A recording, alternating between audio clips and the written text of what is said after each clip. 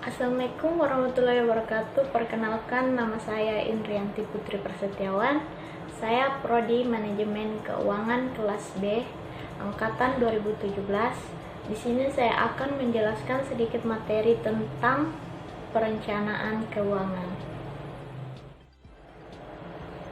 Perencanaan keuangan adalah proses merencanakan atau membuat rancangan keuangan terkait dengan kebutuhan dana, penggandaan dana, penggunaan dana, dan metode analisis laporan keuangan yang akan digunakan dalam organisasi.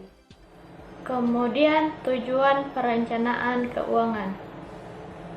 Yang pertama yaitu menentukan persyaratan modal, di mana persyaratan modal tergantung dari faktor-faktor seperti biaya aset lancar dan tetap, biaya promosi, dan perencanaan jangka panjang, di mana persyaratan modal harus dilihat dari kedua aspek, yaitu persyaratan jangka pendek dan jangka panjang. Kemudian, yang kedua, menentukan struktur modal. Struktur modal adalah komposisi modal, yaitu jenis relatif dan proporsi modal yang diperlukan dalam bisnis. Ini termasuk keputusan dari rasio utang ekuitas baik dari jangka pendek maupun jangka panjang. Kemudian yang ketiga, membingkai kebijakan keuangan. Hal ini berkaitan dengan kemungkinan untuk pengambilan keputusan pada kondisi tertentu. Kebijakan keuangan berkaitan dengan kontrol dana tunai, utang, piutang, dan lainnya. Kemudian yang keempat, memanfaatkan sumber daya keuangan langka, di mana manajer keuangan harus memastikan bahwa sumber daya keuangan yang langka dimanfaatkan secara optimal dengan cara sebaik mungkin. Setidaknya biaya untuk mendapatkan pengembalian investasi maksimum. Kemudian pentingnya perencanaan keuangan. Yang pertama, memastikan ketersediaan dana yang memadai. Yang kedua, membantu dalam memastikan keseimbangan yang wajar antara aliran keluar dan dana, sehingga stabilitas tetap terjaga.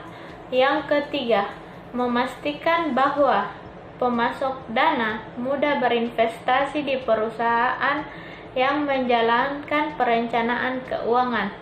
Kemudian yang keempat, membantu dalam membuat program pertumbuhan ekspansi kelangsungan hidup perusahaan dalam jangka panjang. Kemudian yang kelima, mengurangi ketidakpastian sehubung dengan perubahan tren pasar yang dapat dihadapi dengan mudah melalui dana yang cukup. Kemudian yang terakhir, membantu dalam mengurangi ketidakpastian yang dapat menjadi penghalang bagi pertumbuhan perusahaan. Ini membantu dalam memastikan stabilitas dan profitabilitas yang menjadi perhatian. Perencanaan keuangan harus bisa menangani masalah-masalah itu, sehingga bisa memberikan ketahanan keuangan bagi perusahaan atau organisasi.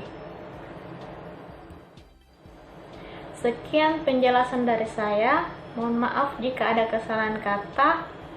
Terima kasih atas waktunya.